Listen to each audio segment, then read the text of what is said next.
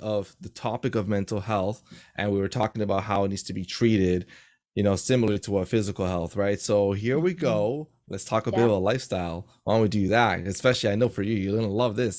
This is your Ah, alley, right? So yes. let's talk a bit about lifestyle. Considering discussion of the last question, how do you think lifestyle impacts mental health overall?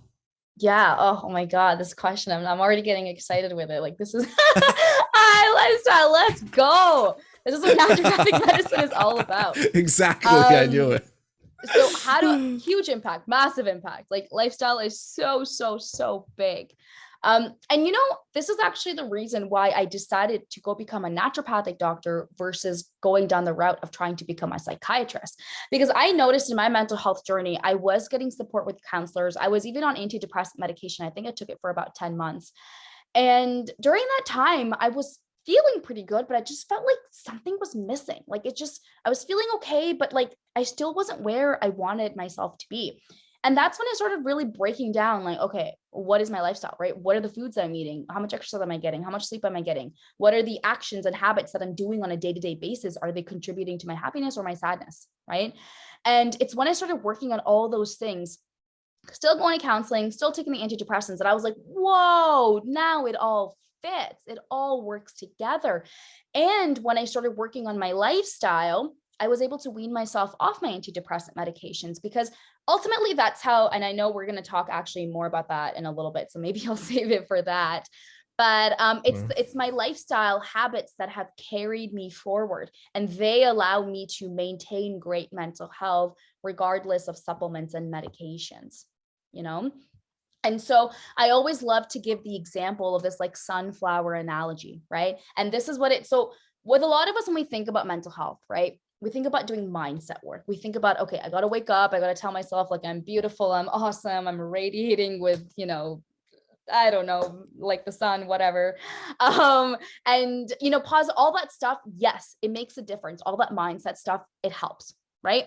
But what that mindset stuff is like, it's like a sunflower growing outside, right? The sun is shining, sunflowers growing, and then you take the sunflower and then you pluck it out of the ground and you throw it in your freezer, and then you're upset that it's died, right? That's the same as kind of only working on your mind, because your mind is just one part of your body. There's no point in, doing all these wonderful exercises for your mind, but then not treating your body well, because the environment for your mind is your body, right? And of course, your external environment, that counts too, but your internal physical environment first, right? And so, the top three lifestyle things I always kind of help support people work on is their diet, their exercise, and their sleep. Diet is like the most important. Okay. And I'm not going to get into like eat your vegetables, blah, blah. But really, why is it so important? And this is what people don't understand. The reason why diet's important is because it's literally the fuel of your body, right? Your protein, those are the building blocks for all your hormones and neurotransmitters. You're not eating enough protein, your body literally is not able to build that. Fat is such a huge fuel source for your brain. You're not getting enough fats in your diet, and healthy fats, your brain literally can't function, right? And it's the same as thinking about fuel for a car. I'm all about analogies, so I'll give a car analogy. So thinking about like a Ferrari and a Toyota, right? Two very different cars. If many of us had the option, we'd want the Ferrari. I know I definitely want the Ferrari, right? Now, Ferrari and Toyota, they take very different fuel. You can't put the same fuel in a Toyota and put it in a Ferrari, because that engine will break down really fast. So that's the same thing that goes for our bodies. If we want our bodies to function like a premium car, like a Ferrari, we have to give it premium fuel, right? And pizza ain't gonna cut it. Okay, I love my pizza, but Damn. only once. I know. I wish. I've really tried to look at all the ins and outs, all the loopholes, but pizza Gotta won't cut it. cancel my Uber Eats order. I'm Yeah. sorry. Damn. Okay. But Go ahead. that's the Sorry. same example. And I always tell my patients, like, our bodies are honestly incredible, especially our brains, because our brains are constantly building new neurons, new neural pathways and connections on a daily basis. They've even done research studies on brains of 80-year-olds to show that even at that age, your brain is constantly changing and rebuilding itself, right? Yeah, And I so think I remember something about that. Like physically, like although our brain, like sorry, our mind and brain, they develop in tandem up to a certain point. The body might start deteriorating at 30, but the Mm-hmm. brain could keep developing. Plus, you can factor in Mm-hmm. neuroplasticity as well. So there's always This is room what to this grow. is. And exactly what we're Always. talking about, like, remember we were talking about self-talk actually?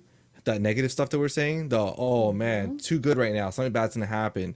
That is the kind of stuff that you can change with what you were just saying, how with like your neurotransmitters and neuroplasticity change the way we think and to be more Yeah. positive, just like how we incorporate positive like physical qualities, like you were saying, let's eat properly, let's exercise, sleep better, things like that to Yeah. treat your body better, is the same way you want to treat your mind better. And of course, like you mentioned, we are going to get into that as well later on. But Yeah. it was interesting. You brought up that 80-year-olds too can still learn. So I love that. Yeah. And that's a really huge piece when it comes to mental health, which I find, I even experienced that when I was going through my depression, thinking that this is it. I'm going to think like this forever. I can never get better. And that's a huge problem with so many people that have mental health concerns is they end up getting stuck in this mindset of this pain is going to be with me forever. This anxiety is going to be with me forever. I can't Yes. ever overcome it. And it's so important to remember. And one of the first steps is to realize you can overcome it. You can change. Your brain can think in a new way, you know? It's And so hard at the time though, it is hard. It's so It hard, is right? very hard. And A that's why lot you need of to a get lot of work. it is. And that's why you get support, right? You need to get support from someone who can tell you that, remind you that, give you the steps to show you that, right? And teach you how Yeah. you can do that. Because I always like to say, it's also very hard to come up with a solution when you're in the problem mindset. That's why working with a practitioner or someone else in that field can be so helpful because they are in the solution mindset, right? And they're I do outside like of the that. situation than you. So yeah, and so that's the diet piece of things. Now I also just find, really telling people the whys of why they should be doing something can be so much more helpful and motivating, right? So for example, exercise, we all know it's good, we all know we should be like moving and stuff, right? But really, why? They've done studies to show that when you exercise, that's when your brain actually starts building new neurons and neural pathways.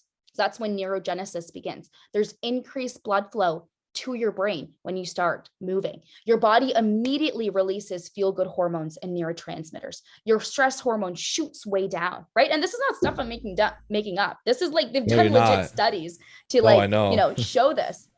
So that's how powerful that can be. And then sleep, of course. Again, I think we're such a sleep deprived community too. And I think that 80% of us would be happier, at least, if we all just got enough sleep. Right. And it's all about like simple changes. Like don't be on your phone 30 minutes before bed.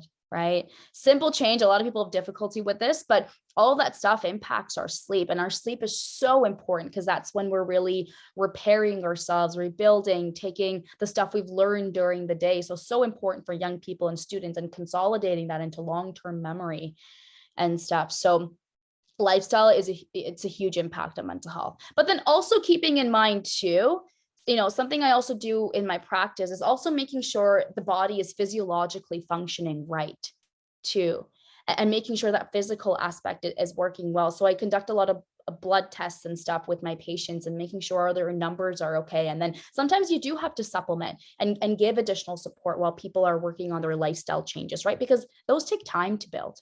You can't go from eating pizza every day to now eating like tons of vegetables. That takes a few weeks and months to build. And so, but those are the things at the end of the day that help carry you forward for the rest of your life, right? So important. It's insanity to think just how much like those simple changes do. So, for example, I love how you brought up neurogenesis and exercise because once I learned that, I remember in university, I'm like, that's it. I used to before studying for exams, go to the gym, get on that treadmill, do whatever, just so I can Yeah. get that neurogenesis going because I think it's activated for about 2 hours, and then I'll go Yeah. and study right after. So I love that. Yeah. And then also, yeah, for sleeping, like there was a podcast I was listening to. Yeah, I'm talking about a podcast on a podcast. We're about Yeah. that. So, it was about the fact that when we're lack of sleep, or like let's say we're sleep deprived, we are actually equivalent to being a drunk individual. And they're thinking to themselves, like they're able to, like just from the test that they're able to do it, they conducted some tests while they were drunk, and they conducted the test when they were sleep deprived, and they were like, Yeah. there are so many things I do when I'm sleep deprived, aka pseudo Mm, drunk, that I would not do if I knew I was drunk, like talk to my boss or drive. And it's like, imagine that we're such a Yeah. lack of sleep society. And you're Yeah. mentioning about consolidating our